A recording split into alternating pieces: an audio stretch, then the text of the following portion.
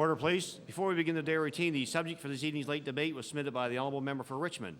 Be resolved that rural roads are still being neglected by this government. Be debated this evening at 6 p.m. Begin the day routine. Presenting reading petitions. Presenting reports of committees. Tabling reports, regulations, and other papers. The Honourable Minister of Agriculture and Fisheries. Mr. Speaker, I'm pleased to provide to the House a copy of the Public Service Commission's Accountability Report for 2001-2002. Report is tabled. Statements by ministers. The Honourable the Premier. Thank you, Mr. Speaker, and I plan to deliver a statement on the life of Dr. John Savage, but I would invite Dr. Jim Smith to begin that with his statement. The Honourable Member for Dartmouth East. I thank you, Mr. Premier, for the honour of being the first to pay tribute to our past Premier, Dr. John Savage. Mr. Speaker, today I rise in my place to express on behalf of our Liberal caucus and our leader, Danny Graham, to extend our sincerest condolences to Sheila, Michael, Jane, Philip, Patrick, Barney, and Bridget Savage on the death of their father, former Premier John Savage. Many of us in this House of Assembly had the pleasure of working with John, both inside this chamber and in the community that he loved. I personally have very fond memories of working with John, first in medicine and then in politics.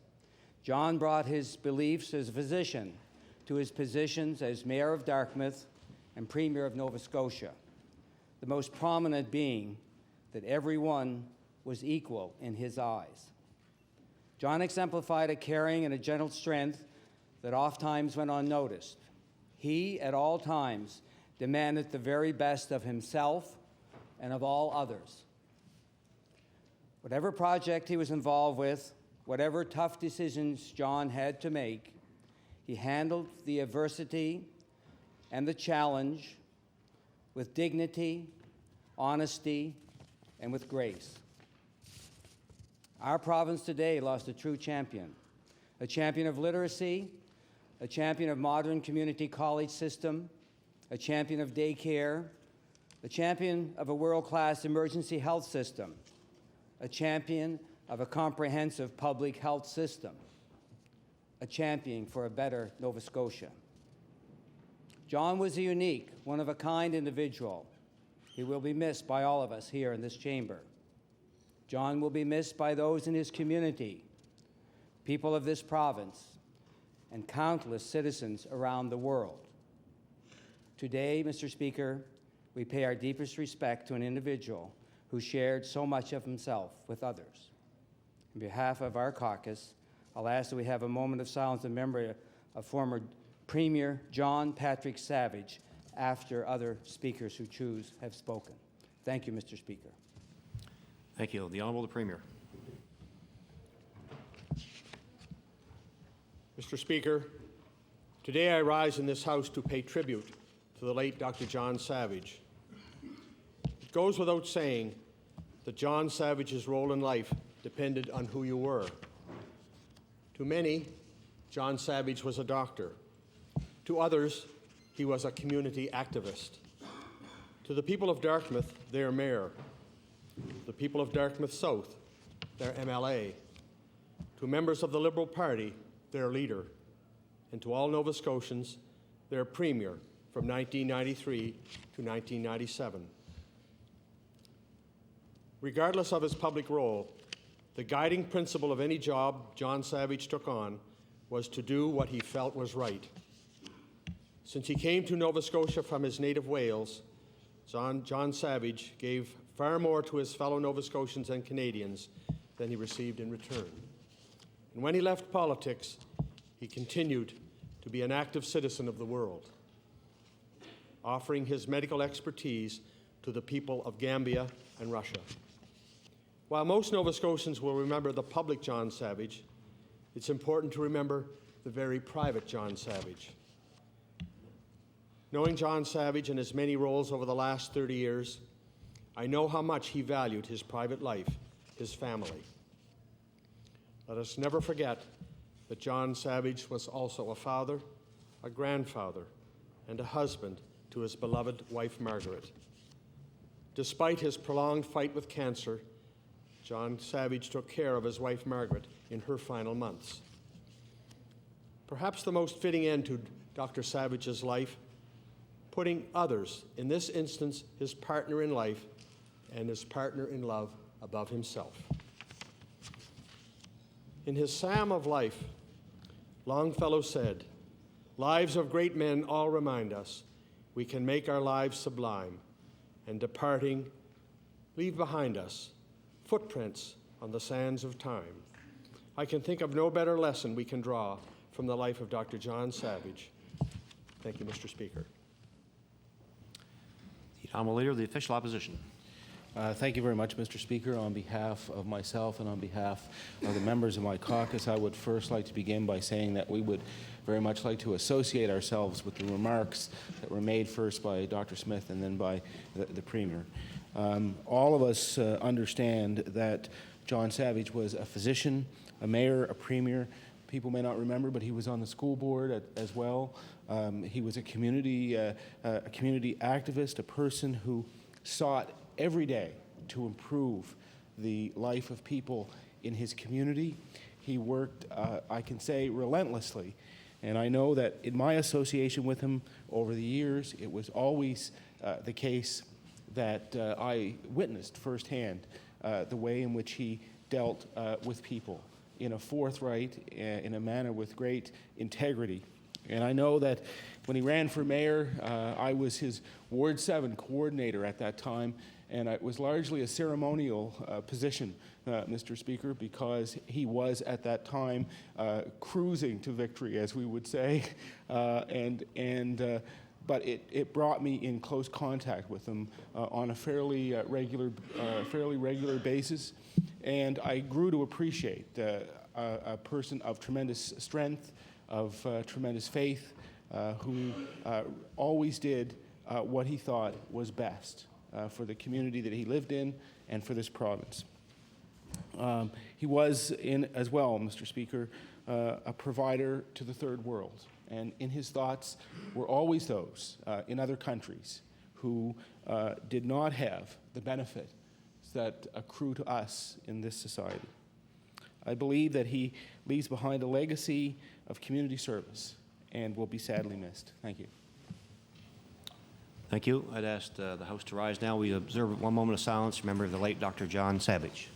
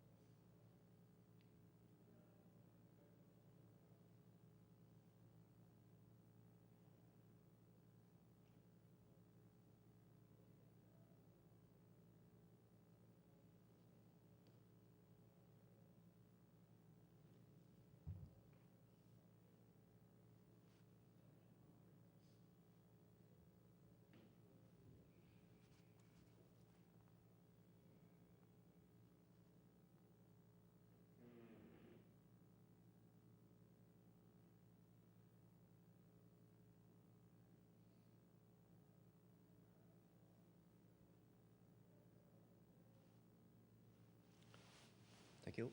Please be seated.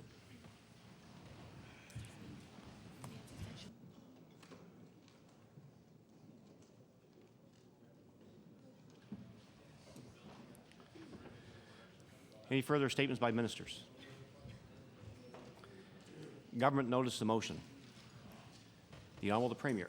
Thank you, Mr. Speaker. I'm going to read a resolution on the life of Dr. John Savage, and with your agreement and the agreement of the House, perhaps those that have similar resolutions could follow my resolution.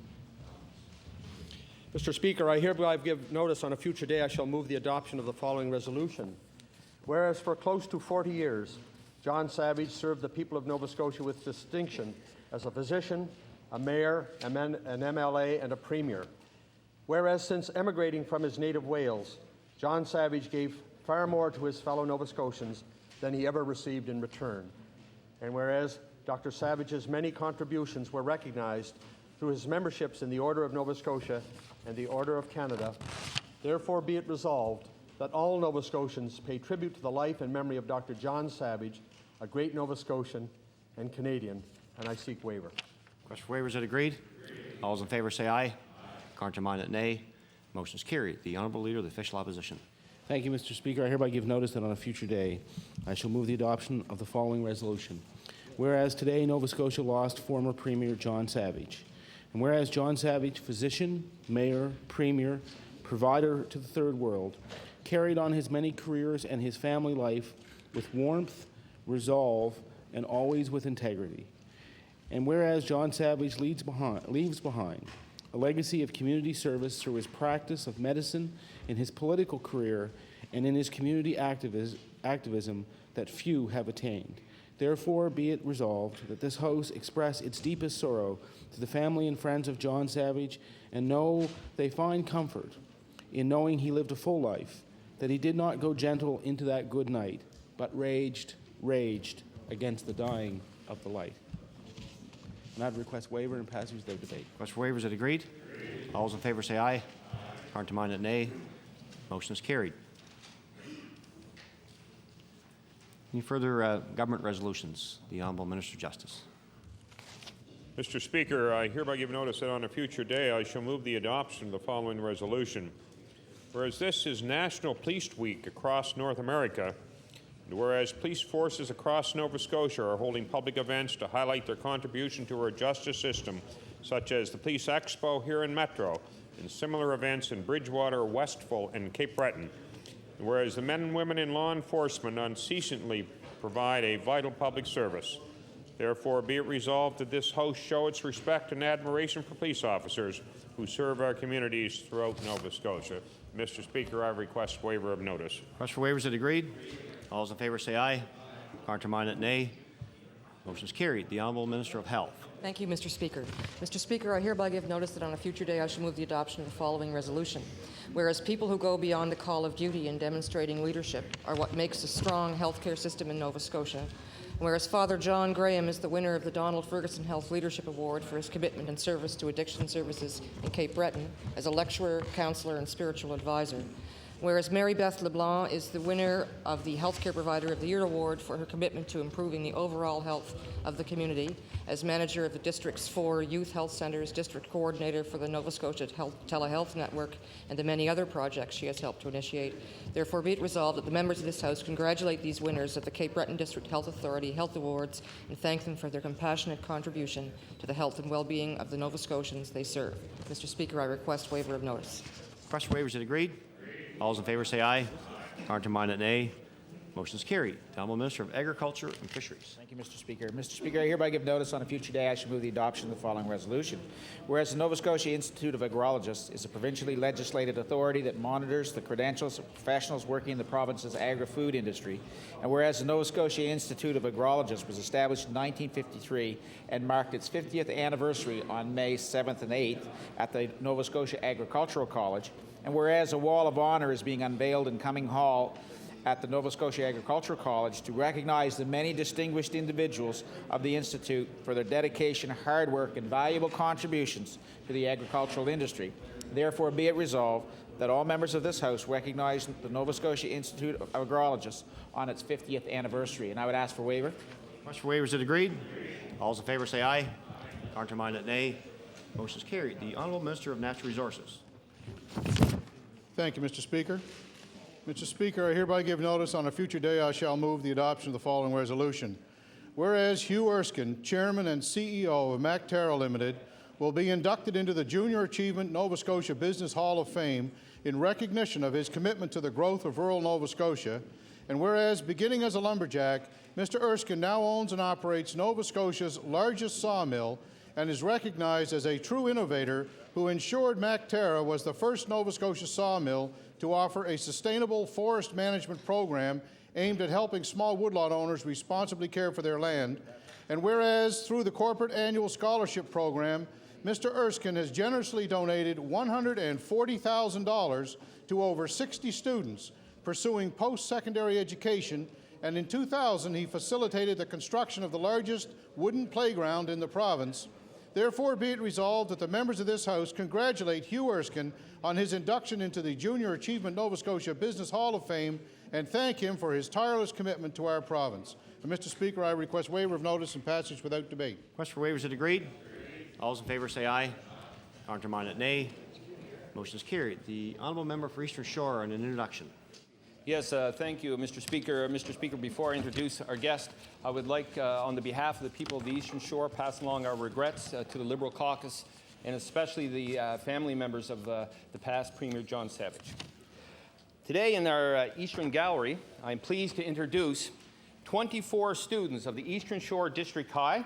We're shared from the member from Preston and myself. We are very pleased to have them with us today. Mr. Speaker, they'll always remember this day, this very solemn day. And they also had the opportunity to meet our Premier and also Lieutenant Governor Myra Freeman today, earlier on this morning. But in saying that, I also would like to introduce Dennis LeBlanc. Dennis has a reputation, I'm sure, that he's certainly this house with students more than any other teacher in Nova Scotia, and we take great pride in that. And with him, Alexa Little is also here with us today, and our school bus driver, Ron Conrad. I don't see Rod up there, but I know he's somewhere. And we are very pleased to have you folks with us today, and I would ask you to stand and receive the warm welcome of this very fine house. Thank you.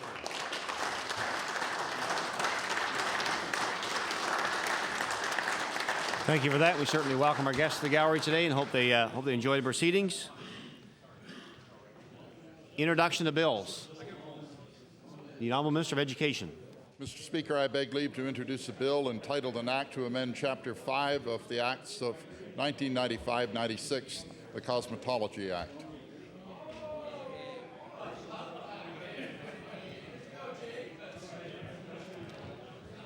The Honourable Minister of Education begs leave to introduce a bill entitled An Act to Amend Chapter 5 of the Acts of 1995-96, the Cosmetology Act.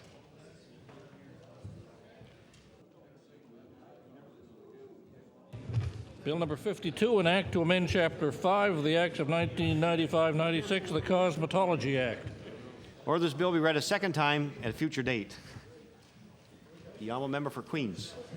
Mr. Speaker, I beg leave to introduce a bill entitled An Act Respecting the Practice and Regulation of Massage Therapy.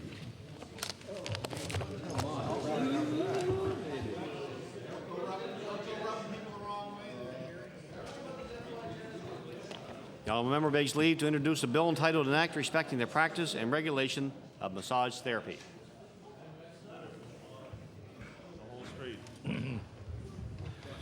Bill number 53, an act respecting the practice and regulation of massage therapy. Order this bill be read a second time at a future date.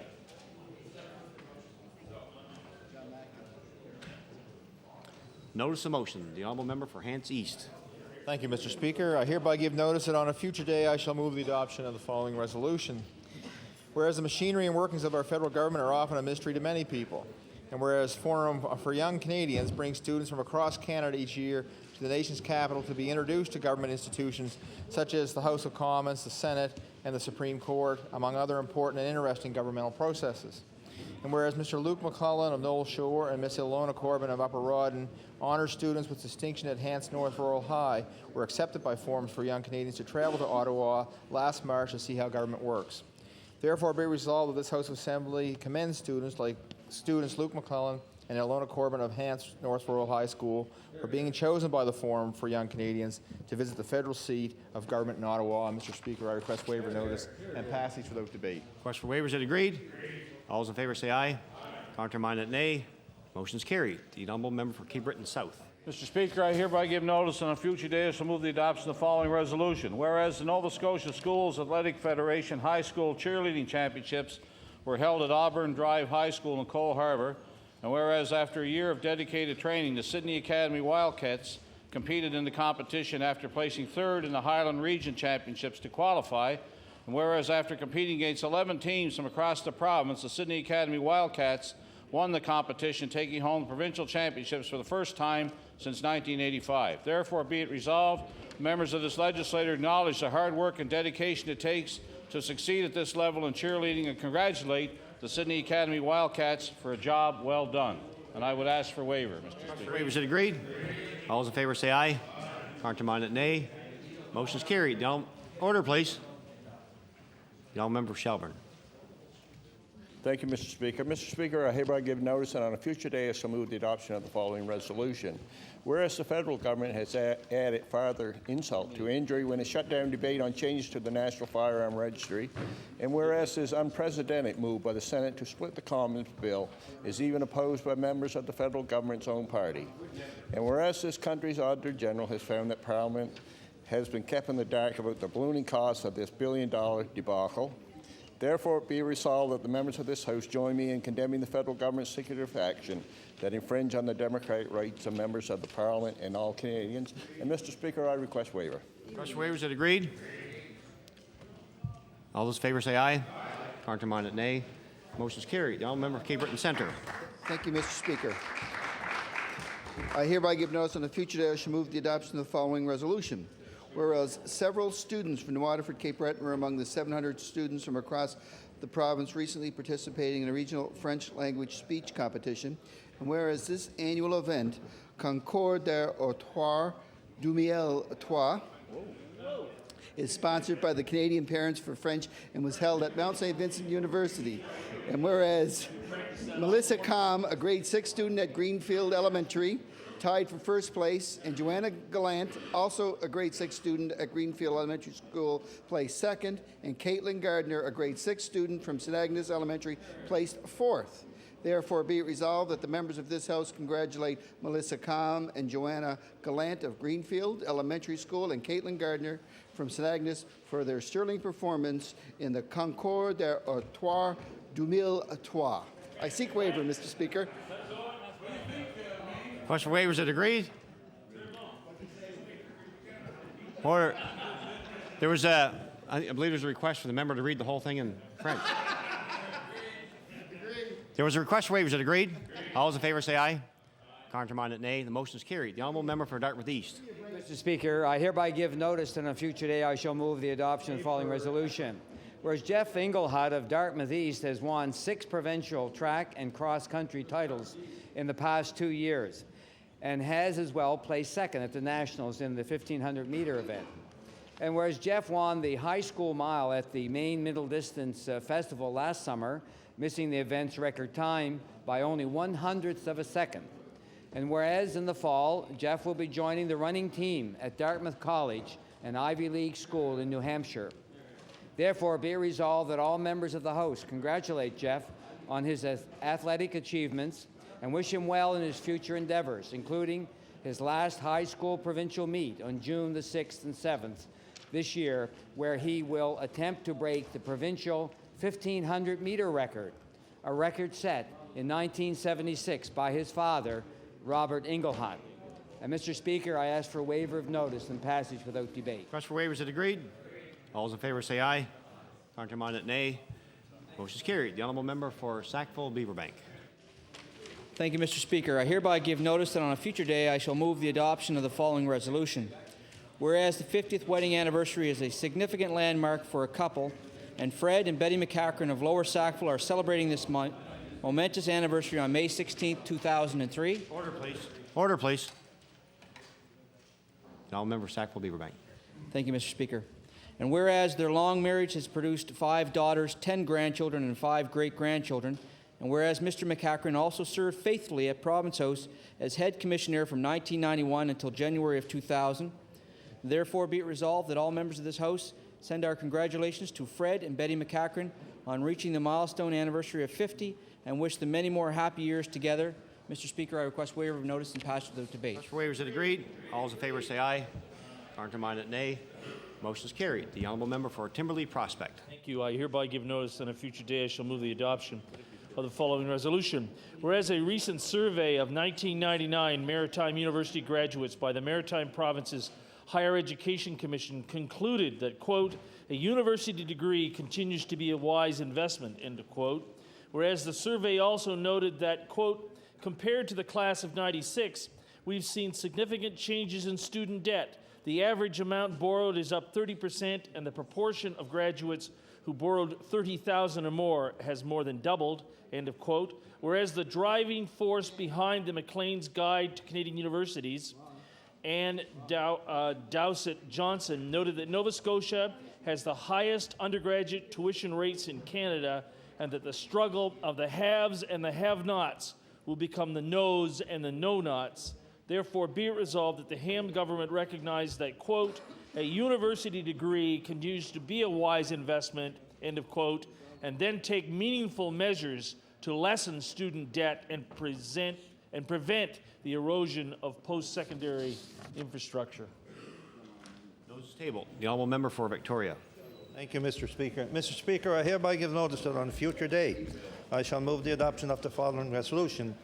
Whereas on February 8, 2003, a tragic accident at the Englishtown Ferry claimed the life of ferry operator Captain Donald LeBlanc, a popular resident of Alder Point, Cape Breton. And whereas after many hours of searching by local fire departments and volunteers, under difficult weather conditions and severe ice conditions, failed to recover Captain LeBlanc's body. And whereas now that the weather has improved and the harbour is clear of ice, another search is planned, hopefully with the support of the Department of Transportation and Public Works.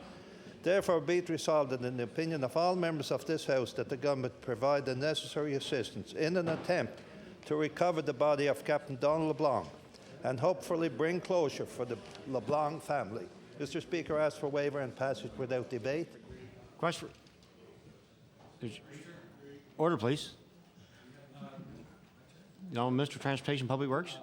I would ask that the honourable member defer asking for waiver for a few seconds. I wanted to confer with him on something maybe helpful. If that agree to that? Thank you. Okay, thank you. The honourable member for Kings North. Mr. Speaker, I hereby give notice that on a future day I shall move the adoption of the following resolution. Whereas Cornwallis Farms Brian Newcomb represents the 9th generation of Newcombs to operate the Port Williams farm, and whereas the farm established in 1760 is a mixed farm operation with dairy cows, broiler chickens, laying hens and grain crops, and whereas Brian and his wife Edna were named Outstanding Young Farm Couple in Atlantic Canada at ceremonies held in Moncton last month and will go on to the National Awards Program in Vancouver. Therefore, be it resolved that members of this House join me in congratulating Brian and Edna Newcomb on being named the Outstanding Young Farm Couple in Atlantic Canada for 2003 and wish them much success as they travel to British Columbia to compete in the National Awards Program. I request waiver. Request for waiver is agreed. All those in favour say aye. Countermanded nay. Motion is carried. The honourable member for Halifax Atlantic. Thank you, Mr. Speaker. I hereby give notice that on a future day I shall move the adoption of the following resolution. Whereas the Native Alcohol and Drug Abuse Council Association Boys and Girls Club dance troupe from Eskasoni is the first all-Aboriginal ballet group in Canada. Whereas the troupe of 56 dancers aged 4 to 12 years performed at the Millennium Dance Festival held on Friday, May the 9th at the Rebecca Cohen Auditorium in Halifax. Whereas in their first competition, the junior and senior groups of dancers took bronze medals in ballet, jazz, and tap performances, and a silver medal for solo ballerina performance. Hear, hear.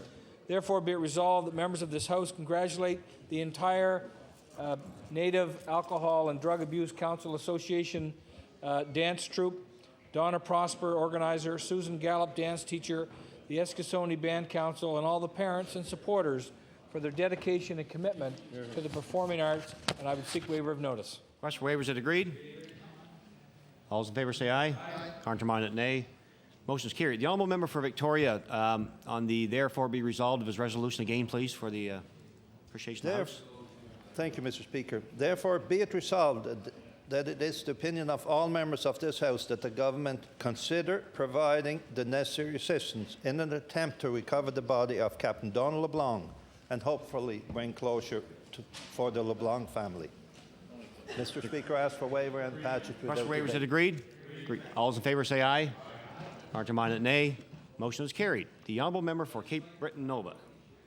Mr. Speaker, I wish to read this resolution out first in Polish and then in English. I hereby give notice that on a future day I shall move adoption of the following resolution. Pani Prezydencja, niniejszym oświadczam, że pani Antonina Ryba, która mieszkała w domu u numerze 70 pięć na ulica Henry na Whitney Pier i zmarła w wieku 91 lat. Niniejszym oświadczam, że pani Ryba z emerytury u pomierzu Sydney wychowywała 4 dzieci. Niniejszym oświadczam, że z 4 dzieci 2 ukończyło szkołę średnią i 2 uniwersytet. Pani Ryba poświęciła całe swoje życie dla dzieci, dla Kościoła i swojego pięknego ogrodu. W świetle powyższego proponuję, aby Parlament uczyła zmarłą panią Rybę wieczne odpoczywanie racz jej dać pani, a światłość wiekuista miecza jej świeci na wieki wieków. Amen. Translated to English, whereas the late Mrs. Antonina Ribba lived at 69 Henry Street in Whitney Pier for 75 years, passed away at the age of 91. Whereas the late Mrs. Ribba brought up 4 children on her husband's salary from the Sydney steel plant. Whereas Mrs. Ribba's 4 children were educated, 2 graduated from college and 2 from university. She dedicated her life to them, to her church, and to her love for gardening. Resolved that this House honor the memory of the late Antonina Ribba. Eternal rest grant unto her, O Lord, and let light perpetual shine upon her. Amen. I would seek waiver and passage without debate. Request for waiver, is it agreed? All those in favor say aye. Contrary-minded, nay. Motion is carried. The honourable member for Annapolis. Mr. Speaker, I hereby give notice that on a future day I shall move the adoption of the following resolution. Whereas in the sport of National Hot Rod Association sanctioned international drag racing, few Canadians rise to the top of the ladder. And whereas over the last 30 years, brothers Alan and John Armstrong of Melbourne Square, Annapolis County have done just that. And whereas at a recent National Hot Rod Association major event at Lebanon, New York, Alan won top eliminator and John set a world record time in Super Stock B. Therefore, be resolved that the House of Assembly congratulate Alan and John Armstrong for their competitive spirit, their technical ingenuity, and their long overdue recognition. Mr. Speaker, I request waiver of notice. Request for waiver, is it agreed? All those in favor say aye. Contrary-minded, nay. Motion is carried. The honourable member for Cole Harbour Eastern Passage. Thank you, Mr. Speaker. I hereby give notice that on a future day I shall move the adoption of the following resolution. Whereas the federal Liberal government has continued to place roadblock after roadblock on the road to replacing the Sea King helicopter.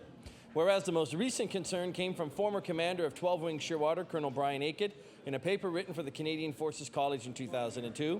Whereas Colonel Aikett notes that the tendering process chosen by the federal Liberals will create a, quote, significant risk to a safe and credible operation, unquote, with the new maritime helicopters. Therefore, be it resolved that this House encourage the federal Liberal government to choose a tendering process for the new maritime helicopters that ensures the best helicopters chosen to replace the Sea King. And I ask for waiver, Mr. Speaker. Request for waiver, is it agreed? Here or no? Notice is tabled. The honourable member of Cape Breton West. Thank you, Mr. Speaker. Order. Order, please. Order, please. The clerks cannot hear the members on the floor speaking. It was denied. No, the notice is tabled. The honourable member of Cape Breton West. Thank you, Mr. Speaker. Mr. Speaker, I hereby give notice that on a future day I shall move the adoption of the following resolution. Whereas the Nova Scotia Government and General Employees Union is the largest union in the province of Nova Scotia and is the recognized bargaining agent for 21,000 public and private sector employees. And whereas President Joan Jessom has been a stalwart proponent of workers' rights in this province. And whereas Joan Jessom has been re-elected to her 3rd term as president of the Nova Scotia Government Employees Union, therefore be it resolved that all members of this House congratulate and recognize the achievements of Joan Jessom upon her re-election in the 3rd term as president of the NSGEU. And I would ask for a waiver of notice and passage without debate. Question waivers, is it agreed? I hear a no. The noes is tabled. The honourable Minister of Justice. Whereas, Mr. Speaker, I hereby give notice that on a future day I shall move the adoption of the following resolution. Whereas the First Baptist Girls Choir, founded and conducted by Jeff Jodry, celebrated its 20th anniversary May 9, 10, and 11, which culminated in an outstanding concert, Still the Song Lives On, which featured present and past members. Whereas this multi-denominational choir is made up of girls between the ages of 12 and 18 within Truro and surrounding areas. And whereas the First Baptist Girls Choir has performed throughout Canada, in the United States, England, Wales, Iceland, Finland, and the Netherlands, has been a regular guest on CBC Radio and released 5 recordings. Therefore, be it resolved that Order, please. Order, please. All Minister of Justice. Therefore, be it resolved that all members congratulate the First Baptist Girls Choir on its 20th anniversary and recognize the marvelous contribution of conductor Jeff Jodry and piano accompanist Cynthia Davies to the musical arts in Nova Scotia. Mr. Speaker, I request waiver of notice. Agreed. All those in favour say aye. Counterminded nay. Motion is carried. The honourable member for Cape Breton Centre. Thank you, Mr. Speaker. I hereby give notice on a future day I shall move the adoption of the following resolution. Whereas on May 15, 2001, 19-year-old store clerk Yancy Myers was stabbed to death while working alone at a Needs convenience store in Etiquanish. And whereas violence in the workplace regulations that could have protected Yancy Myers that night have been before this government since it came to power in 1999, but Cabinet has chosen to ignore them. And whereas this government has shown its disdain for workplace health and safety by having failed to act on even one recommendation from the Minister of Environment Labour's Advisory Council on Occupational Health and Safety. Therefore, be it resolved that this House demand that this government show its support for workplace health and safety by immediately declaring in force the violence in the workplace regulations. I seek waiver, Mr. Speaker. Request for waiver. Hear no. Notice is tabled. The honourable member for Glace Bay. Mr. Speaker, I hereby give notice that on a future day I shall move the adoption of the following resolution. Whereas the Cape Breton District Health Authority has recognized Father John Graham with the Donald Ferguson Health Leadership Award for significant contributions to the promotion and improvement of public health and safety. Whereas since the 1960s, Father Graham has worked on various local, provincial, and national committees to ensure that the needs of those with addiction issues are addressed. And whereas Father Graham gives selflessly of his time to visit individuals and provide them with addiction counseling. Therefore, be it resolved, the members of this House recognize the contributions of Father John Graham in addressing addiction issues at all levels and for improving the public's health and well-being in Cape Breton. Mr. Speaker, I ask for waiver of notice and passage without debate. Question for waivers is agreed. All those in favour say aye. Counterminded nay. Motion is carried. The Honourable Minister of Health. Thank you, Mr. Speaker. I hereby give notice that on a future day I shall move the adoption of the following resolution. Where 17-year-old Anna Lawrence of Halifax recently took first place in the under-17 foil event at the New Brunswick Provincial Fencing Championships held in Moncton. Whereas this talented and determined young lady was one of 19 maritime competitors in the U-17 foil event of this competition. And whereas Ms. Lawrence is also the granddaughter of Mr. Roy Lawrence, a former clerk of this Legislative Assembly, therefore be it resolved that all members of this House extend their congratulations to Anna Lawrence on winning first place in the U-17 foil event and wish her well in her future endeavours. Mr. Speaker, I request waiver and passage without debate. Request for waivers is agreed. All those in favour say aye. Counterminded nay. Motion is carried. The honourable member for Cole Harbour to passage. Thank you, Mr. Speaker. I hereby give notice that on a future day I shall move the adoption of the following resolution.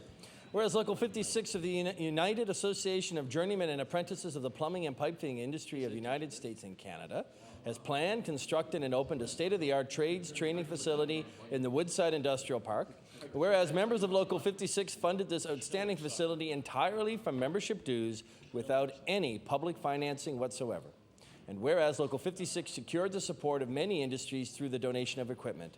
Therefore, be it resolved that members of the House congratulate Plumbers and Pipe Fitters Local 56 President Tommy Scanlon, Business Manager Mel McIntyre, Local 56 members, and the businesses that contributed to their visionary training facility in the Woodside Industrial Park that will provide skills training for Nova Scotians to meet the changing needs of an evolving economy. And I ask for waiver, Mr. Speaker. Request for waivers is agreed. All those in favour say aye. Counterminded nay. Motion is carried. The honourable member for Richmond.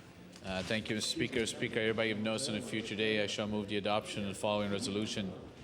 Whereas the government shares a dubious honour as one of those governments that have been nominated for a Canadian Association of Journalists Code of Silence Award. whereas in a best supporting role, the Minister of Finance has been brilliant in trying to hide pension losses from the people of Nova Scotia, whereas a code of silence continues as the Minister steadfastly refuses to release pension details or their impact upon the overall debt of the province. Therefore, be it resolved that the members of this House recognise the Minister of Finance for his contribution to the Tory government's code of silence. Mr. Speaker, I ask for waiver of notice and passage without debate. For waiver, hear no. Notice is tabled. The honourable member for Colchester, Musquodoboit Valley. Thank you, Mr. Speaker. I hereby give notice that on a future day I shall move the adoption of the following resolution. Whereas the federal Liberal government continues to fail our military in securing a replacement for our 40-year-old Sea King helicopter fleet. And whereas the latest disappointment was noted in today's media based on information which arose from an internal government memos indicating changes were made to technical specifications because of political interference. Whereas one military source suggests that the new helicopters will not even be able to carry de-icing and air conditioning systems at the same time. In fact, a report prepared by former Director of Maritime Helicopter Projects says the process has become an abject failure. Therefore, be it resolved that MLAs in this House of Assembly condemn the federal Liberal government for their action and inaction which continues to delay and aggravate the vital need for a replacement of a helicopter fleet which has performed for 4 decades. Mr. Speaker, and I ask for waiver notice. Question waiver? No. Notice is tabled. The honourable member for Richmond. Speaker, I hereby give notice on a future day I shall move the adoption of following resolution. Whereas the code of silence continues to be the order of day for this government, and whereas this has become more apparent as the government fails to disclose the dubious genius behind the $155 tax scheme, and whereas the code of silence is also apparent in the refusal of the government to release details on the performance of its investments over the last year. Therefore, be it resolved that the government and its employees break the code of silence and reveal who was responsible for the tax scheme and how much has been lost by government investments this year. Mr. Speaker, I ask for waiver of notice and passage without debate. Question for waiver? Hear no. Notice is tabled. The honourable member for Cape Breton West. Thank you, Mr. Speaker. Mr. Speaker, I hereby give notice that on a future day I shall move the adoption of the following resolution. Whereas Joe Boudreau, the Tory candidate for Cape Breton West in the 1999 provincial election, erected a billboard sign on the Marion Bridge Highway declaring his party's commitment to repaving the Marion Bridge Highway once the John Ham government was elected. And whereas officials within the Department of Transportation and Public Works have consistently identified the Marion Bridge Highway as the #1 priority for repaving over the past 4 years, and whereas motorists traveling the Marion Bridge Highway are incurring considerable damages and costs to their vehicles because of the deplorable state of the Marion Bridge Highway, therefore be it resolved the Minister of Transportation and Public Works immediately call tenders for the repaving of the Marion Bridge Highway and stop playing politics with the health and safety of residents and motorists traveling this vital piece of infrastructure. Mr. Speaker, I would ask the government members for support. Agreed? Hear no. Notice is tabled. The honourable member for Cape Breton South. Mr. Speaker, I hereby give notice on a future day I shall move the adoption of the following resolution. Order, please. Order, please.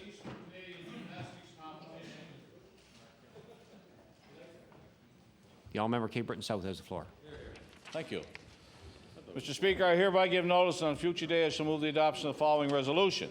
Whereas the Eastern Canadian Gymnastics Competition consists of gymnasts from the 4 Atlantic provinces in Ontario and Quebec, and whereas 14-year-old Jennifer Gillis from Coxie represented the University College of Cape Breton Dynamics and Nova Scotia in the Eastern Canadian Gymnastics Competition, and whereas this is an incredible opportunity for Jennifer to show the skills she has developed while studying gymnastics.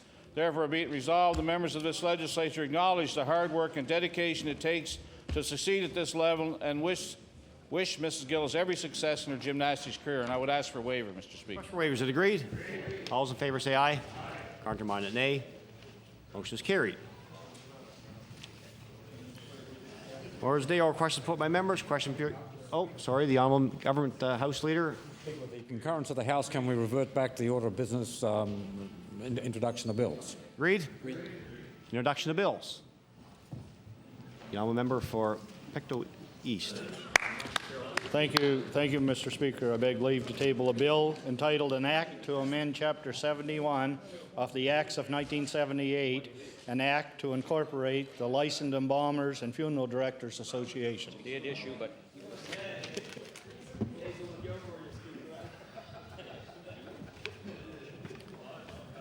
The honourable member for Pictou East begs leave to introduce a bill entitled An Act to Amend Chapter 71 of the Acts of 1978, an act to incorporate the Licensed Embalmers and Funeral Directors Association.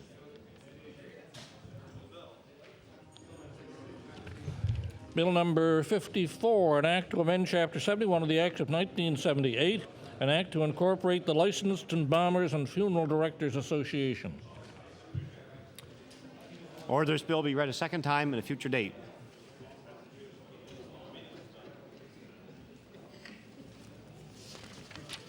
Orders of the day or questions put by members. Question period will begin at 12:56, which the clock is just about to turn, and end at 1:56. The Honourable Leader of the Official Opposition. Thank you very much, Mr. Speaker. Mr. Speaker, students with special needs are not getting the help they need because schools are understaffed and under-resourced.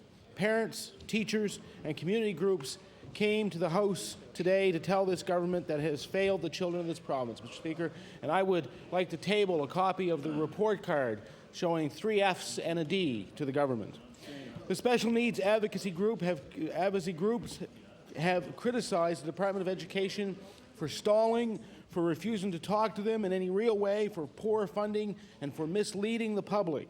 Today, we heard parents, teachers, and community leaders say that even this government's most recent announcements are too little, too late. So my question for the minister is, Minister, frontline educators and parents have brought some serious allegations to this House. How do you plan to address their concerns? The Honourable Minister of Education.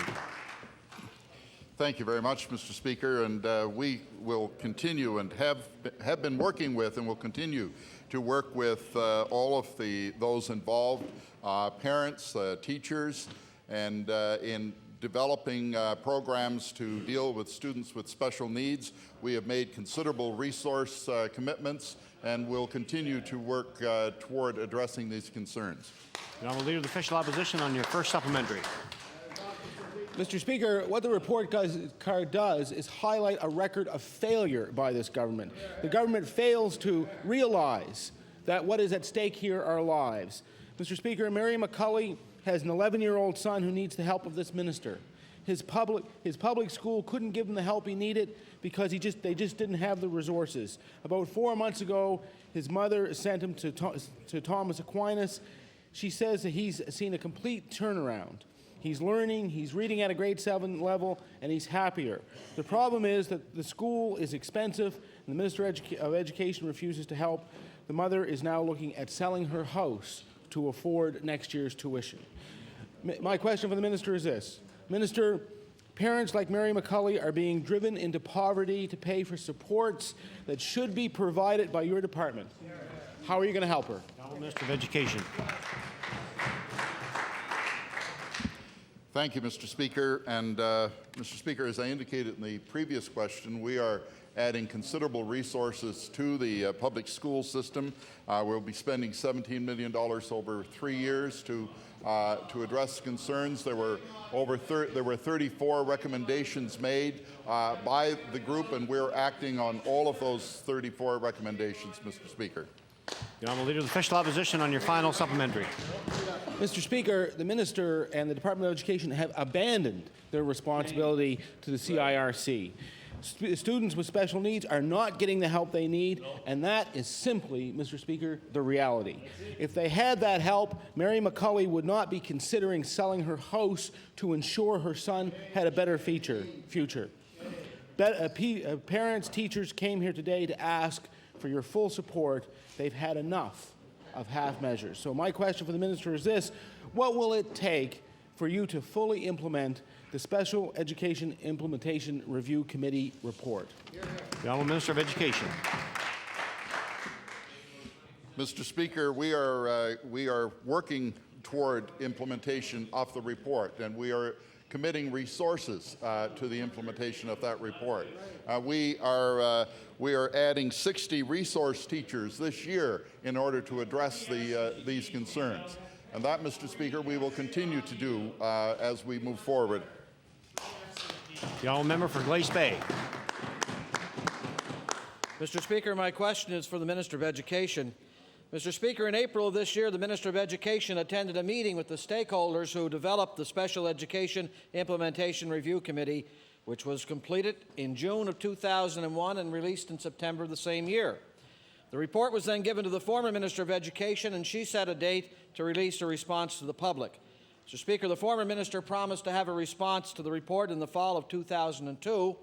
Unfortunately, a year and a half was not long enough for that minister to review and develop a response, so her colleague presented the response last month. My question to the Minister of Education: when the minister met with the development group in April, how much time did he give his partners to review his response before meeting with them to answer their questions? The Honourable Minister of Education. Thank you, Mr. Speaker, and I want to thank the member for the question. Mr. Speaker, I believe last week I tabled for the House the response of the Department of Education to the Special Education Implementation Review Committee. And if the honourable member would consider that report, Mr. Speaker, in the appendix, he will see a very detailed action plan with respect to dealing with the recommendations contained in the report. The honourable member for Glace Bay on your first supplementary.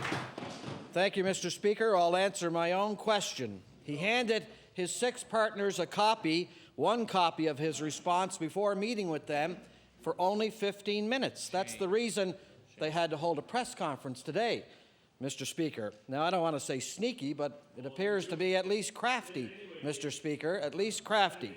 My question to the Minister of Education: this particular government is very fond of promoting their glossy reports, such as this one, and they talk it up like they're accomplishing something. On the occasion, they didn't even have a press release, nor did they table the minister's response for members of the House to see at that time. Will the minister admit the reason why he didn't bother to notify Nova Scotians of this response is because he knows that it's just another one of his governmental reports with no substance? The Honourable Minister of Education. Mr. Speaker, when one tables a report on the floor of this legislature, it's hardly an act of hiding from the people of Nova Scotia. Now, member for Glace Bay on your final supplementary. Now, Mr. Speaker, I'm starting to see a little bit of a trend here by this government, Mr. Speaker. So my final question is again to the Minister of Education. Last week, we brought to the attention this government's attempt to ignore the Canadian Council of Ministers of Education mathematical report of 2001. Now, Mr. Speaker, it appears the minister didn't want anyone to know about his own response as well to the CEREC report. It doesn't appear they're much of an accountable government to me, Mr. Speaker. So my question is, Mr. Speaker, the minister, your government has been in power for the last 4 years, so it's your turn to answer the questions. Why did you purposely downplay your own response to that report, which was released last April? The Honourable Minister of Education. Thank you very much, Mr. Speaker. As a member of the CMEC, I certainly could not be accused of downplaying the report. That report was made known nationwide. It received considerable publicity nationwide. It is posted on the CMEC website, available for all to view. And that, Mr. Speaker, is hardly an act of concealment. The Honourable Leader of the Official Opposition. Well, thank you, Mr. Speaker. My question is for the Minister of Labour, who incidentally, of course, is responsible for skyrocketing insurance rates. Auto insurance rates in Nova Scotia are higher, more unfair, and rising more rapidly than in most other provinces. People are demanding lower rates, yet outside this House, the Minister has confirmed that he is not seeking legislation this spring to lower insurance rates. So my question, Mr. Speaker, is simply this. Will the minister tell this House why he has led Nova Scotia drivers to believe that he is about to take decisive action to lower insurance rates? The Honourable Minister of Environment and Labour. Mr. Speaker, we have a plan, and I have a I've explained to the honourable member on many occasions what that plan is. If he'd go back into Hansard, I'm sure that he'll find an answer to his question. The Honourable Leader of the Official Opposition on your first supplementary. Mr. Speaker, for weeks, this minister has been saying that he has a plan. Well, yesterday, Mr. Speaker, he admitted that he doesn't even have draft regulations on the renewal of insurance policies. His plan, Mr. Speaker, the one that he's been talking about over and over again, is to duck and run for cover, Mr. Speaker. Let's see if he will take one step forward. The only public hearings on insurance this spring will be held by the Law Amendments Committee. Will the minister who answers for skyrocketing insurance rates show some respect for Nova Scotians by releasing his draft regulations when people can still appear at the public hearings? Honourable Minister of the Environment and Labour. Mr. Speaker, once again going back to the plan. The honourable member has been told that when we receive the interim report from the consumer advocate, which we have appointed, which is also part of our plan, then we will be giving consideration to what our future actions will be. The Honourable Leader of the Official Opposition on your final supplementary. Mr. Speaker, the ministers whose responsibilities include those responsibilities for skyrocketing insurance rates says that this is just a simple issue. The minister says that he doesn't understand why the UARB report is taking so long. Minister, the real issue is that you are taking so long to come to grips with an issue that you say is so simple. So my question is this: why won't the minister admit that the problem is high rates, unfair rates, and skyrocketing increases that are hitting Nova Scotians harder than many other Canadians? The Honourable Minister of the Environment and Labour. Speaker, I noticed that the Leader of the Opposition is now hedging his bets by saying that our rates are increasing at a greater rate than many Nova Scotia jurisdictions. Beforehand, it was at a rate greater than any other jurisdiction in Canada. Mr. Speaker, I noted with interest a global news report that showed that our rates for certain classes of drivers are less than they are in Manitoba. The Honourable Member for Dartmouth East. Mr. Speaker, my question to the Minister of Education.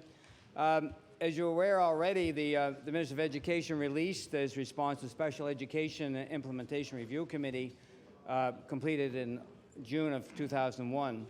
One of the first recommendations suggested this government develop a communications plan and the partners be consulted in the development of this plan. The minister responded by stating that their communications plan will be developed in consultation with school boards. My question, Mr. Speaker, to the minister: will the minister confirm that other stakeholders, groups, will be consulted in the development of the communications plans and materials? The Honourable Minister of Education. Thank you very much, Mr. Speaker, and we continuously make an effort to consult with all of the stakeholders that we're involved in education. The Honourable Member for Dartmouth East on your first supplementary. Mr. Speaker, our teachers deal with special needs students every day in the classroom. A seminar last summer, this government had 48 teachers from across this province participate in a special needs seminar. That was a start, we acknowledge that, but that represents, 48 teachers represents 0.5% of the teaching population participating in professional development seminar on special needs. My question to the minister: when is your government, Mr. Minister, going to support the inclusion process and begin to provide the appropriate resources to train our teachers to be the best when dealing with children with special needs? The Honourable Minister of Education. Mr. Speaker, we're well underway with respect to doing that. That's why we're committing $17 million over a period of 3 years to implement the 34 recommendations. There are 60 resource teachers and professionals who will be working with students with special needs, and we're going to continue to address these concerns as we move forward, Mr. Speaker. The Honourable Member for Dartmouth East on your final supplementary. Speaker, the needs are now, and they're really recycling initiatives, and they're repackaging monies that are going to promised over a long period of time. It sounds like a significant resource input, but it's really not, Mr. Speaker. The government received this report card today, and it's not good on special needs. and I would like to table that report card, Mr. Speaker. It's already been tabled? Well, then maybe something like this deserves to be tabled twice. It gave F for punctuality, D for leadership. That was the highest, F and still pretty low grade. F for communication, and F for behavior. My question, Mr. Speaker, to the Minister, will you admit, Mr. Minister, that your government has failed to adequately meet the needs of our special education system here in Nova Scotia? The Honourable Minister of Education. Mr. Speaker, I will give us C for commitment with respect to moving forward with addressing the concerns of students with special needs. We are committing resources, and we're going to continue to work with the stakeholders. And Mr. Speaker, we are committed. It is a huge problem. It's recognized as such by everyone. But, Mr. Speaker, we will move forward and address these concerns. Thank you, Mr. Speaker. The Honourable Leader of the Official Opposition. Thank you, Mr. Speaker. Well, Mr. Speaker, it's abundantly obvious now that the methods insurance companies are using to gouge drivers seems to be never-ending.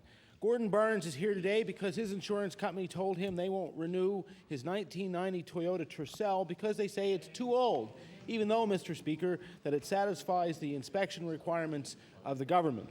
This 55-year-old has been driving for 35 years and has never had an accident.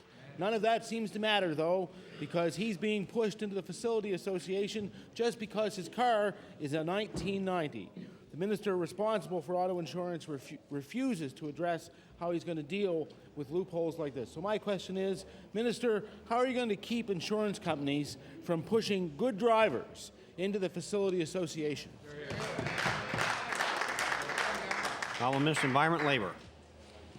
Mr. Speaker, I have told the honourable member many times and again that we have a plan, and the plan is going to be forthcoming. And, Mr. Speaker, I would advise the honourable member, who's always telling us about the virtues of public insurance, that in this recent cross-country survey done by Global News, that Manitoba came in considerably above that of the rate in Nova Scotia, considerably above the rate charged in Quebec City, considerably above the rate charged in Regina, and considerably above the rate in Victoria. Oh, look at that. The Honourable Leader of the Official Opposition on your first supplementary. You know, Mr. Speaker, this is the same minister that relies on information from hotline shows. I hope, for goodness sake, that he doesn't take medical advice from there. That's all I can say. I'm not sure the minister responsible for auto insurance really understands the issue. Drivers are being gouged by skyrocketing insurance rates. David Rowe is 30 years old. He's been driving for 10 years. He has a clean record. His insurance jumped from $1,000 to $1,700. He renews in June, but his company has told him that the freeze won't affect his rate. They've told him they've changed how they calculate rates. Mr. Speaker, David Rowe has been left shaking his head. He heard about a freeze, and now he hears he doesn't qualify. So my question for the minister is this: have you done anything to keep these companies from getting around the rules? Honourable Minister of Environment and Labour. Speaker, we have frozen increases that were effective May 1st or later. The Honourable Leader of the Official Opposition on your final supplementary. Mr. Speaker, I don't know what I have to do to get through to this minister. He doesn't seem to understand what he says in here and what is actually happening on the street is two completely different things. People are being told to pay their sky-high rates. People are told the rules have been changed and that there's nothing they can do about it. People like Gordon Barnes, people like David Rowe know that this minister has done absolutely nothing to control skyrocketing insurance rates. So, Minister, enough with pre-election shenanigans. How are you going to make car insurance lower and fairer in this province? The Honourable Minister of Environment and Labour. Mr. Speaker, the Honourable Leader of the Opposition, who was a former litigation lawyer, I'm sure is well aware of some of the reasons for the escalating cost of insurance. Mr. Speaker, we have a plan. We'll be carrying that plan forward, and we'll be working for the people of Nova Scotia to have reasonable and responsible insurance rates. The Honourable Member for Sackville-Cobequid. Thank you very much, Mr. Speaker, and I want to hear a little bit more about this plan. Mr. Speaker, the Sackville Boys and Girls Club had a real shock yesterday when they opened the mail. Trevor Brown opened the renewal notice for his club's 12-passenger van and found that the insurance rate had gone up 62%, Mr. Speaker. Some freeze. Mr. Speaker, I don't need to tell this House about the very valuable work that clubs like the Boys and Girls Club provide to the people of Nova Scotia.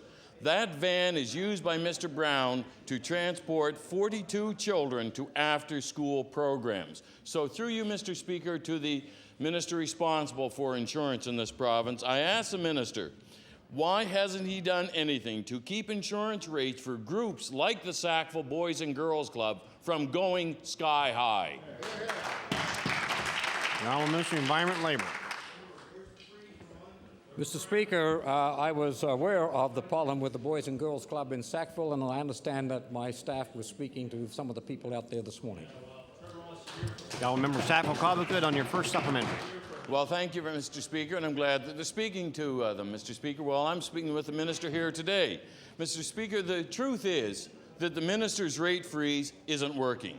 The insurance, according to Mr. Brown and the copy of the bill that I have looked at, shows that the insurance is going to go from $2,586 to $4,190 for this year.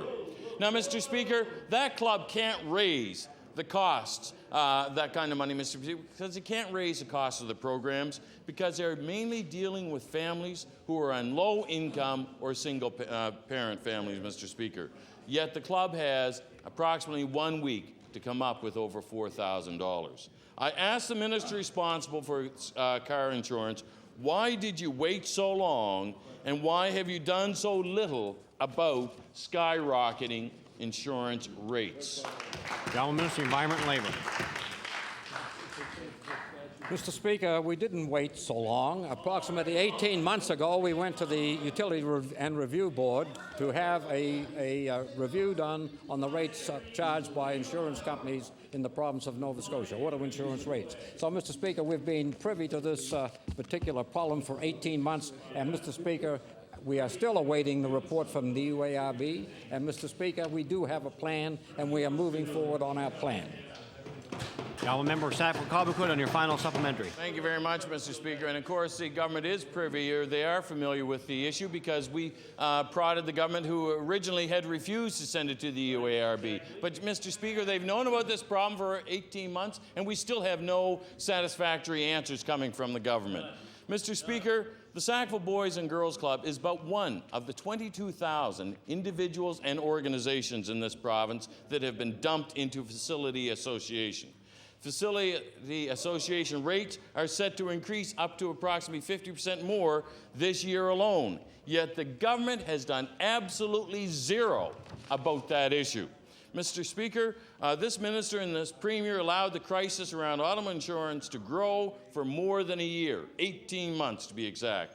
The result is that anything they do will be too late for many Nova Scotians. So I want to ask, very particular to the Sackville Boys and Girls Club, Mr. Speaker, what exactly are you going to do to ensure that the Sackville Boys and Girls Club, which is extremely valuable in that community, can obtain auto insurance at a fair, reasonable rate this year? The Honourable Minister of Environment and Labour. Speaker, as I say, my staff are privy to the problem that we're speaking. I understand, because I haven't met with my staff since about 10 o'clock this morning, that they were going to contact the Boys and Girls Club, and I would trust that they could find some reasonable solution. The Honourable Member for Glace Bay. Mr. Speaker, my question is to the Minister of Education. Mr. Speaker, more than once, the Canadian Millennium Scholarship Foundation has indicated it might pull the plug on its funding for scholarships for Nova Scotia students because of this government. The foundation is so concerned about the state of the scholarship program in this province, it conducted a review and identified 5 main concerns the way Nova Scotia administers the scholarships on behalf of the foundation. One of those concerns, Mr. Speaker, is that students who are accepted for scholarships but then withdraw are not being replaced with students on waiting lists as they are in other provinces. And that means this government is holding on to the funding. and gaining interest that could be used to assist students. My question, Mr. Speaker, to the Minister, what does this government do with the Foundation's money that is not given to students who withdraw? The Honourable Minister of Education. Mr. Speaker, we endeavour to ensure that all of the money that's available to students makes it to the hands of students. The Honourable Member for Glace Bay on your first supplementary. Mr. Speaker, my question again to the Minister of Education. The money wasn't given to the province for its general revenues. It was given to financially assist students. Not that long ago, Nova Scotians learned that this government is taking over $1,400 a day from the interest on the Foundation's money that should be going to financially needy students. Now, the Foundation claims that 50 students a year that should be receiving scholarships are not as a result. It seems the government is taking more interest in the Foundation's money because after a student withdraws, the government doesn't replace that student with another in need. My question, Mr. Speaker, why aren't students taken from the wait list and placed on the recommended list after students withdraw, as is done in every other province? The Honourable Minister of Education. Mr. Speaker, the students who are eligible for receipt of Millennium Scholarships receive the money until that money is completely paid out. And once that happens, then of course anybody who is below that level does not receive the assistance. That is one of the shortcomings of the Millennium Scholarship Program. The Honourable Member for Glace Bay on your final supplementary. Mr. Speaker, the shortcoming is on behalf of this government. The Premier recently announced that education was a top priority of his government, but what we see is post-secondary students, the highest tuition in the country, the highest debt loads in the country, and universities are funded at a lower rate than any other province in this country. Mr. Speaker, to show students just how high a priority education is, this government, they put back into the loan remission program almost the amount it took from students by the $6 million off Millennium Foundation scholarship funding. Now, Mr. Speaker, to borrow the words of the Premier, my final question to the Minister of Education is, when is this government going to start looking at education as an investment in our future rather than simply a cost to this government? The Honourable Minister of Education. Mr. Speaker, we do look upon education as an investment in the future, all facets of education, whether it be post-secondary, whether it be P-12, whether it be adult education programs, whether it be trades training, Mr. Speaker. We have initiatives in all of those areas. We're committing additional funds to all of those areas. And, Mr. Speaker, we are making real progress with respect to making education the priority it should be in this province. The Honourable Member for Kimberley Prospect. Thank you, Mr. Speaker. My question through you is to the Minister of Education. The Maritime Province's Higher Education Commission reported today that student debt loads are significantly higher for students from lower income backgrounds, and that after graduation, these young men and women can't shake that disadvantage. The Commission was reporting on the class of '99, those who could still take advantage of the Nova Scotia Loan Remission Program. The question for the Minister is, will the Minister tell his House why his government has not come forward with a loan remission or grants that target these financial barriers to talented young Nova Scotians? The Honourable Minister of Education. Mr. Speaker, the loan remission program which we have brought forward is one which all students in this province can take advantage of. And it is, Mr. Speaker, a program which will allow students to retire in excess of 40% of the debt that they incur upon completion of their university studies. Now, Member Kimberley Prospect on your first supplementary. Mr. Speaker, we learned today that before the Tories made the situation even worse, students from lower socioeconomic backgrounds were on average borrowing at least $2,500 more. By wiping out the loan remission plan, the Tories made sure that who your parents are still goes a long way towards deciding whether you get to university. Students who face the greatest financial challenge to gaining a degree get the least help from this new Tory plan. So will the Minister of Education tell Nova Scotians why his government is making a bad situation worse for many families? The Honourable Minister of Education. Mr. Speaker, a loan remission program, the nature of which we have brought forward, which allows students to retire up to 40% of their debt, is obviously a program which is designed to assist those who must borrow the most money toward their education. And it is a program which is designed to help those to whom the honourable member refers. That, Mr. Speaker, is the nature of a loan remission program. Now, Member Timberley Prospect, on your final supplementary. Thank you, Mr. Speaker. The higher a graduate's income, the easier it is for them to pay off their student loan. And if their family circumstances make it easy for them to finish the degree without interruption to earn some money, the Tories will kick in even more money. So why won't the minister review the Maritime Province's Higher Education Committee report, admit his mistake, and come up with a student aid plan that targets financial assistance to those who need it most, those children of parents from lower socioeconomic backgrounds? Honourable Minister of Education. Thank you very much, Mr. Speaker. And obviously, as a government, we're quite interested in the report of the Maritime Province's Higher Education Commission, and we will be reviewing that report.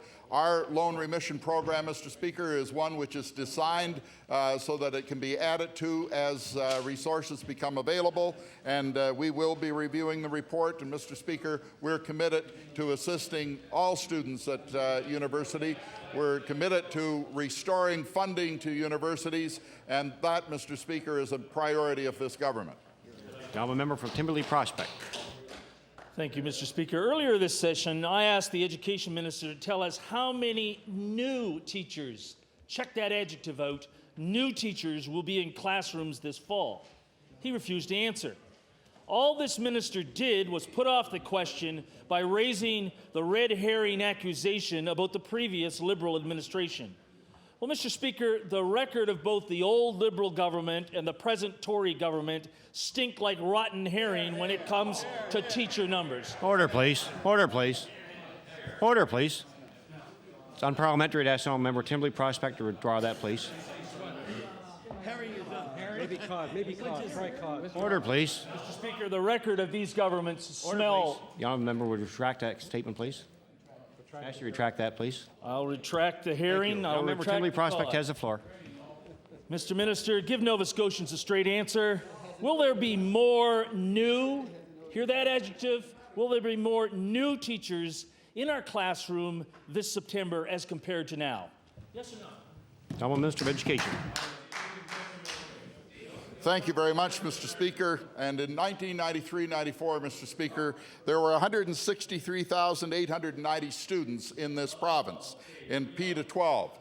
And this year, Mr. Speaker, it is anticipated that there will be a number of 150,599 students.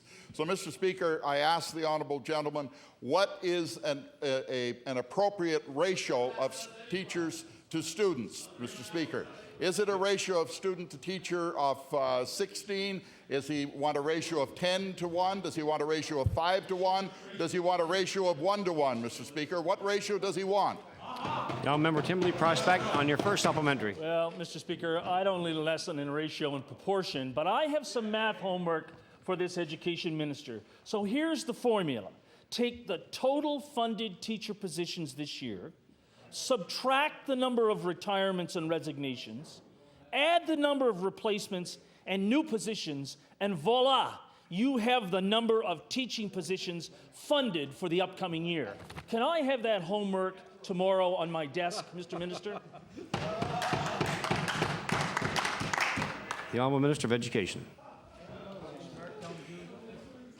Mr. Speaker, I'll provide him with that homework if he can tell us, Mr. Speaker, what an appropriate ratio is. Mr. Speaker, we are committing more money to education in this province. We are adding, we have priorities, and we have established priorities through the efforts of my predecessor. We are funding those priorities, and those priorities are designed to address the fundamentals of education in this province, Mr. Speaker. That is our commitment to the students of this province. The The honourable member for Timberley Prospect on your final supplementary. Mr. Speaker, basic math, simple arithmetic, ratio and proportion aside, the information from school boards as budgets are detailed is disturbing. Despite this minister's claim that there will be 127 new teaching positions, he refuses to answer the direct question. Either he doesn't know or he will not say because he doesn't want Nova Scotians to know about the truth when it comes to student numbers just before an election. Mr. Minister, since you refuse to answer the question, let me ask this for the record just one more time. Do you know how many new teaching positions will be funded in this year's budget? The honourable Minister of Education. Mr. Speaker, I can tell the honourable member that we have established our priorities and we have put funding to meet those priorities, and they are to address the basics in education of literacy, of reading, of computations and mathematics, of special needs students. And, Mr. Speaker, there will be 127 teachers dedicated to those commitments this school year. The honourable member for Clare. Thank you, Mr. Speaker. Mr. Speaker, my question is for the Minister of Education. In August of 2002, our Liberal leader, Danny Graham, called on the Minister of Education to begin a province-wide process to develop a strategy to address the consistently low assessment scores of our students. The proposed Education Summit would have brought together parents, teachers, school boards, and other interested groups to develop a common vision for the education system. However, Mr. Speaker, that idea was rejected by the former Minister of Education. Today, we see the Nova Scotia School Board Association launching its own consultation process because of a clear failure on the part of this government to bring all stakeholders together and to provide any real solutions to the challenges facing our education system. And my first question to the Minister is, will the Minister admit today that this government has failed to effectively engage stakeholders in the process of improving our education system? The honourable Minister of Education. Mr. Speaker, what I will admit is that we have a program for addressing the priorities of this government and the priorities of the people of this province for education. It's called Learning for Life. I'll be happy to table another copy of it, Mr. Speaker, and perhaps the honourable members opposite would do themselves a favour of learning just what actions we intend to take in order to address the priorities of education in this province. The honourable member for Clare on your first supplementary. Thank you, Mr. Speaker. Mr. Speaker, it's no wonder that the School Board Association has felt the need to initiate its own consultation process after hearing that minister. Mr. Speaker, let's not forget that in the Rumsfeld plan, the government stated clearly its objective for the education system is, and I quote, to be on the side of the students and parents, end of quote. The plan also said that the government wants, and I quote, to manage its stakeholders, end of quote. Mr. Speaker, we are seeing the impact of this type of approach today. And again to the minister, will the minister admit that this government has been more concerned with managing its stakeholders than in forging true partnership with the key players in the education system? The honourable Minister of Education. Mr. Speaker, in the development of our programs, there was province-wide consultation. And, Mr. Speaker, we don't have to gather a lot of people together to know that we have to embark upon a course of action. We have the report card to parents, the second one that's out. It reveals all of the test results, and it indicates that it is time for action, and we are acting, Mr. Speaker. The honourable member for Clare on your final supplementary. Mr. Speaker, school boards in Nova Scotia want to raise the bar on student achievement. They are concerned about the poor performance of our students in many key areas. And like us, it's clear that that they don't have any faith in this government and this so-called Learning for Life plan. So the Nova Scotia School Board is showing leadership in this regard by developing a process to bring together partners in the system to ensure that the quality of education in Nova Scotia is improved. And again, my final question to the Minister, will the Minister please tell us whether he is prepared to be an active participant in the process that is being led by the Nova Scotia School Board Association? The Honourable Minister of Education. Thank you, Mr. Speaker, and we are very pleased to see that the Nova Scotia School Board Association is becoming an active participant in our program for renewal and accountability in education. And we are very pleased, and I was very pleased to tell the School Board Association that we welcome their initiative. And that is how we're going to move forward, is through partnerships with the school boards, with the teachers, with the parents, and the Department of Education, and of course, Mr. Speaker, on behalf of and with the students of this province. That's what we're committed to. That's what we're moving forward with, Mr. Speaker. The Honourable Member for Timberlea Prospect. Thank you, Mr. Speaker. My question through you is to the Minister of Environment and Labour. Mr. Speaker, my office has been flooded by constituents voicing concerns over the underfunding of the local Enviro depots. I'm sure most members are receiving similar expressions of concern. Last week, my colleague raised this concern, and we were encouraged when we heard a meeting had been set up between the Resource Recovery Fund Board and the Eastern Recyclers Association for last Friday. So will the Minister take this opportunity to inform this House of the progress made at the May 9th meeting in Truro between the Resource Recovery Fund Board and the Eastern Recyclers Association, with details if possible? The Honourable Minister of Environment and Labour. Mr. Speaker, it's expected that the Resource Recovery Fund Board will come forward with a recommendation with regard to the amount paid to the Enviro depots for each container returned, and that number will be forthcoming, as I understand it, on May the 21st. The Honourable Member for Timberlea Prospect on your first supplementary. Mr. Speaker, the fact is that not much was accomplished at that meeting, obviously. Out of frustration, the 87 small businesses represented by the association have been driven to write an open letter to the Premier and to be involved in the demonstration on the street outside today. They've been driven to escalate these efforts to get the government's attention to listen to them. Mr. Minister, you should be looking for a workable and fair solution so that we could put a stop to this stonewalling tactics of the Resource Recovery Fund Board. Given the fact that the matter is not being handled constructively, I would ask that the Minister ensure a process for a swift and fair solution be initiated today without delay. Honourable Minister of Environment and Labour. Mr. Speaker, I'm almost positive that the first member to jump to his feet if I started to meddle in the Resource Recovery Fund Board would be himself, accusing the government of meddling in an arm's-length organization. I'll member for Timberlea Prospect on your final supplementary. Mr. Speaker, the Enviro depots are small businesses. They're facing increasing costs.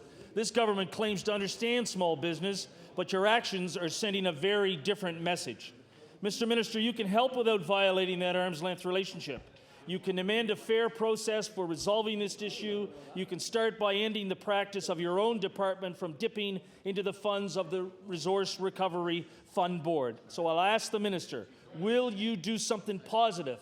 Step in, look at the solutions, and become part of the solution, not part of the problem. Honourable Minister of Environment and Labour.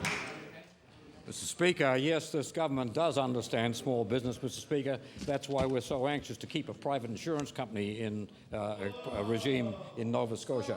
But, Mr. Speaker... Order, please. Honourable Minister of Environment and Labour has the floor. Mr. Speaker, having said that, Mr. Speaker, I do not intend to get involved with the Resource Recovery Fund Board. I believe that board is doing a good job. They are, as I say, reconsidering or considering the amount that will be paid on the return of recyclable containers to Enviro depots. Mr. Speaker, they are aware that the Enviro depots are looking for an increase, and I would suspect, Mr. Speaker, that, as I say, that answer will be forthcoming on May the 21st. The honourable member for Richmond. Mr. Speaker, this Tory government has spent the last 4 years neglecting post-secondary students in this province. Mr. Speaker, it appears that it has no intention of ending the practice anytime soon. Speaker, while tuitions and the cost of attending university have continued to rise under this government year in, year out, the amount of funding available for student assistance has not reflected this increase. For my question to the Premier is, why isn't your government funding student assistance in the form of student loans at a rate comparable to increasing tuition and other costs to our university students? The honourable Premier. Thank you, Mr. Speaker, and I refer that to the Minister of Education. The honourable Minister of Education. Thank you very much, Mr. Speaker. And as I've indicated in previous questions this afternoon, we are indeed adding to the amount of money which we're providing to the support of not just students but universities. We've increased the funding to universities from, it's gone from a low of $175 million when they were in power. Now we're up to $206 million. We're committed to adding to that. We have introduced a debt reduction program for students, Mr. Speaker, that will allow students to retire in excess of 40% of their debt if they take full advantage of all facets of the program. Thank you, Mr. Speaker. The honourable member for Richmond on your first supplementary. Mr. Speaker, the Minister of Education refuses to answer the question. The question is specifically about the amount of student aid funding your government provides. You realize that in the last 4 years under your administration, the costs of tuition has continually gone up, the cost to students have gone up, yet the amount of funding available to students through student aid has not reflected those increases. More and more, all members of this House are getting calls from university students that are saying, I just don't have enough money to pay for my university year and to pay for all of my costs because I'm not receiving enough student aid. That is the real issue here today. Therefore, I ask the Premier again, if your government is not going to increase the budget available to student aid, does that mean that the current amount of students are either getting less money or you're providing money to less Nova Scotia students? The honourable Premier.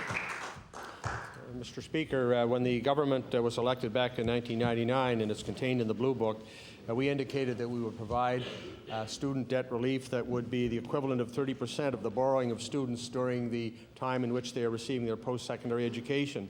We, in fact, have exceeded that commitment, and by way of the program that we have put in place, which allows a forgiveness of 15% for the first year, 25% for the second year, 35% for the third year, 45% for the last year, as well a 25% bonus for working in Nova Scotia, as well a 10% bonus for making payments towards your student debt relief. We have exceeded the target that we have set for ourselves. Honourable member for Richmond on your final supplementary.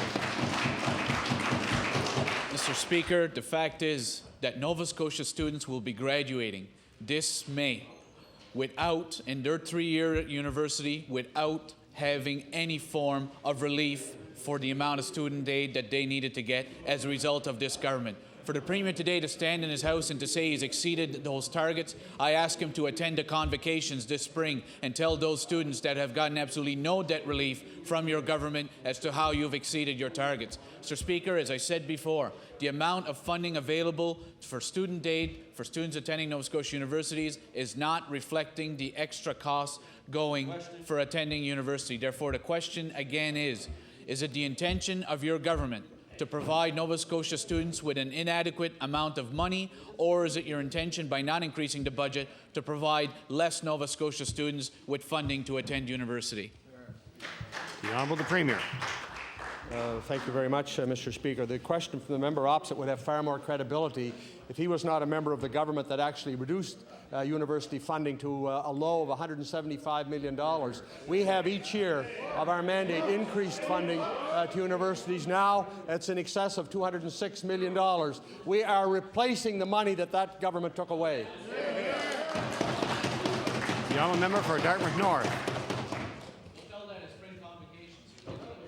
Thank you, Mr. Speaker. Mr. Speaker, residents with regional residential services are spending yet another day in care of strangers while this government refuses to come to the table with striking workers. The volunteer board members at RRSS, who have been forced to take the heat for this uncaring government from the beginning, have said that they won't return to the table until they have something new to offer. Binding arbitration would allow an impartial third party to step in and find a fair deal for both sides of this dispute. I asked the Minister of Community Services, how much longer will you allow this to drag on before you take action? The Honourable Minister of Community Services. Thank you, Mr. Speaker, and I thank the member opposite for allowing me to point out that we are very concerned about community services about the labour dispute, and their primary concerns, of course, go to the residents, because that is what this is all about, the care of the residents. It is difficult for both the volunteer board of directors and the employees at RRSS, and it's clearly difficult for the employers that are on strike, because they care about the residents. And from the point of view of the department, what we've done is that we've made sure the caregivers are in constant contact with them, trying to liaise with the families and see that everything is done until they get back to the table and settle this. Honourable Member for Dartmouth North on your first supplementary. That minister has the power, and he can do that by putting more money on the table. Mr. Speaker, this government has no respect for the collective bargaining process, and it's certainly showing its true colors on this issue. The government of Bill 68 is using the vulnerable mentally challenged adults as pawns in its move to strike a blow against unionized workers. As a sole funder of RRSS, the government has an obligation to settle this strike before the residents suffer one more day. I asked the Minister of Community Services, why are you so opposed to binding arbitration? Honourable Minister of Community Services. Thank you, Mr. Speaker. And Mr. Speaker, I'm pleased the member opposite brought that up, because he would seem to be at odds with his leader over this issue. You see, Mr. Speaker, this past weekend I have an article here, which I'm going to table in a moment, from the Saturday, May the 12th Chronicle Herald, where the leader, first of all, concurs with the stand we've taken with regards to respecting the collective bargaining process. I've been very consistent in that, and I tried to follow up in my actions and the actions of this government to let the two parties work this out on their own. But what we differ in is that the honourable member clearly cares about the residents, as does this government, as do I, and we made sure that everything that was possible would be done to take care of them. And in this article it says that the leader of the opposition would not have allowed to have any workers in there assisting the residents during the time of the strike. And I would like to table that, Mr. Speaker. Honourable Member Dartmouth North on your final supplementary. Mr. Order. Order, please.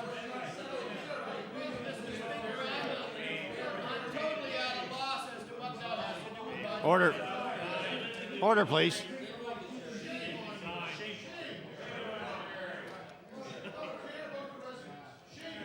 Order, please. Honourable Member Dartmouth North. Thank you, Mr. Speaker. I'm clearly at a loss as to what that has to do with binding arbitration.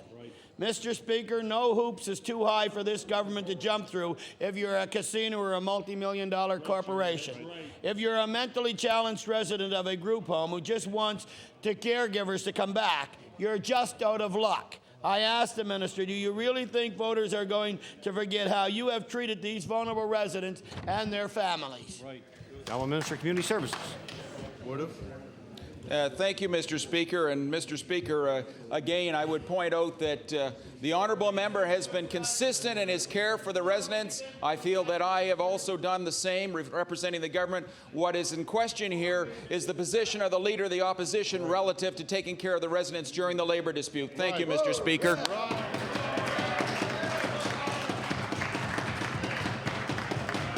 The honourable member Cape Breton South. Yes, Mr. Speaker. Mr. Speaker, my question today is to the Premier.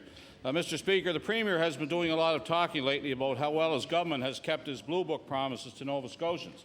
Well, Mr. Speaker, when it comes to university students and graduates, nothing could be further from the truth.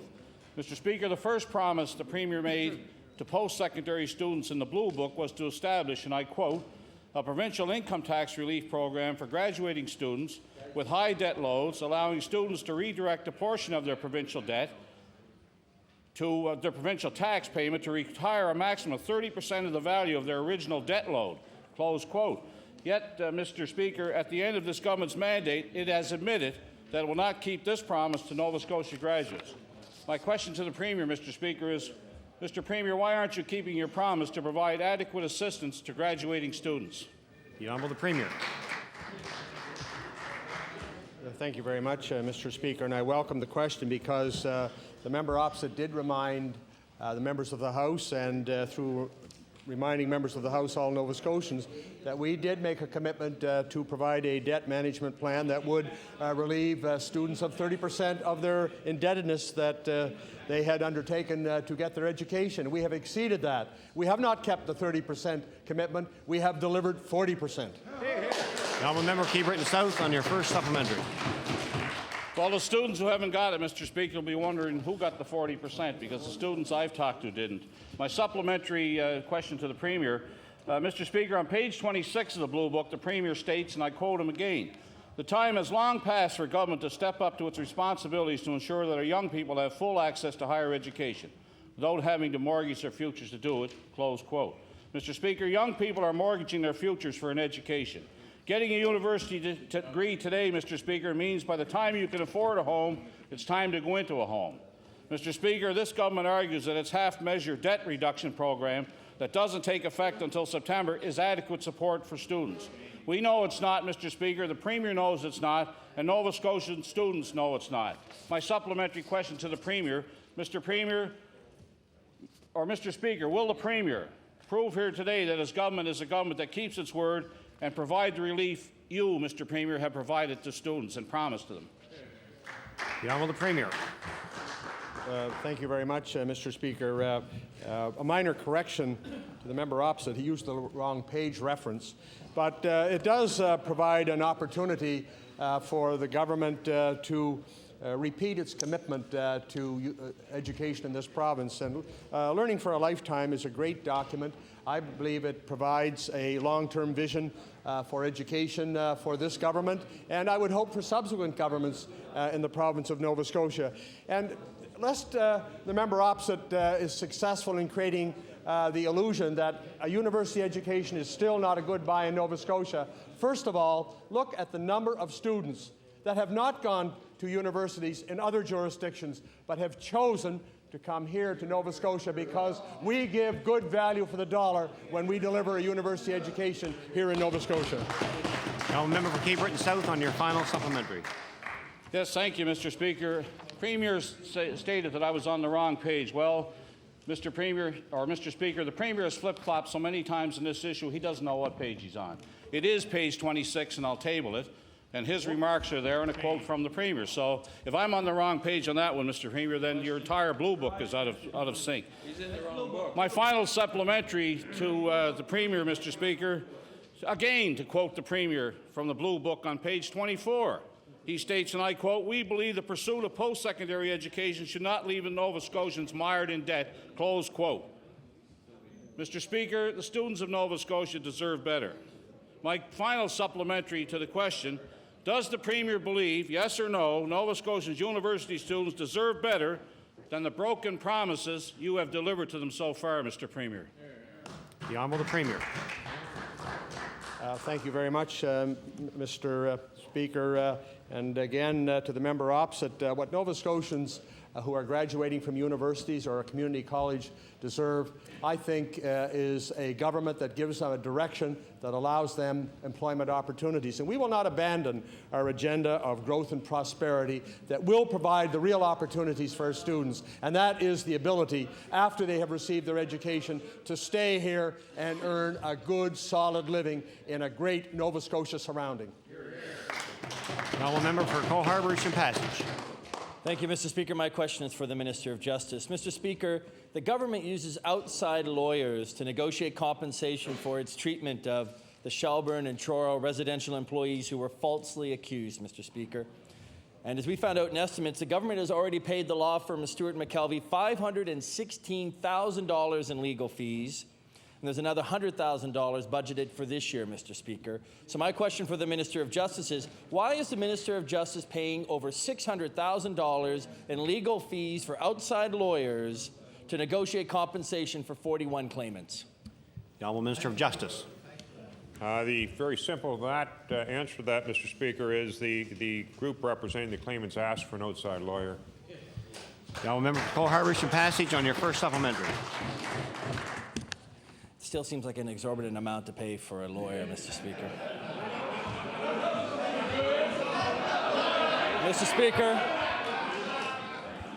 Speaker, in estimates, Mr. Speaker, the Minister of Justice said that 41 employees had been compensated, giving an average of less than $10,000 to each one of those employees. That's almost $2 in legal fees, Mr. Speaker, for every dollar of compensation being paid for the government's treatment of the falsely accused employees. So I want to ask the minister, how does the minister justify those kind of legal fees for a compensation program that most employees have not accepted? The honourable Minister of Justice. You want that one, Gordy? The honourable Minister of Justice. Mr. Speaker, the legal fees, that whole thing was worked out between the government and the group representing the I guess we'll call them the aggrieved parties. Mr. Speaker, be quite frank, the legal fees, the lawyer who was chosen was agreed on by the sides, Mr. Speaker, and that's the bill that's come. Member for Cole Harbour and Passage on your final supplementary, you have about 15 seconds. Thank you, Mr. Speaker. Mr. Speaker, what's needed in these circumstances, I would suggest, is an independent dispute resolution process. At the moment, this government is going down a path of sending these cases to court where they're going to lose big time, there's going to be large compensation paid out, and quite frankly, there needs to be an independent process here. Order, please. Time allotted for question period has expired. The Honourable Government House Leader. Mr. Speaker, would you please, Mr. Speaker, I move that you do now leave the chair and the House resolve into committee of the whole House on bills. Agreed. Agreed. Carried.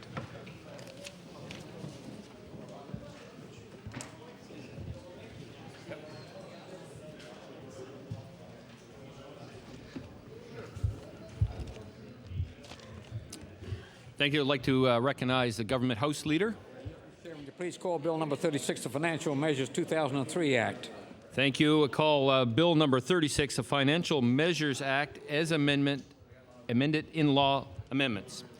I'd like to recognize the member from Richmond.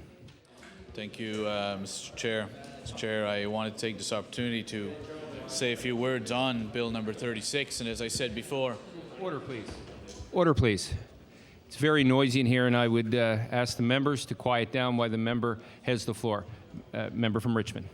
Thank you, Mr. Chair. And Mr. Chair, as I said, Bill number 36 deals with the financial priorities that this government has set out.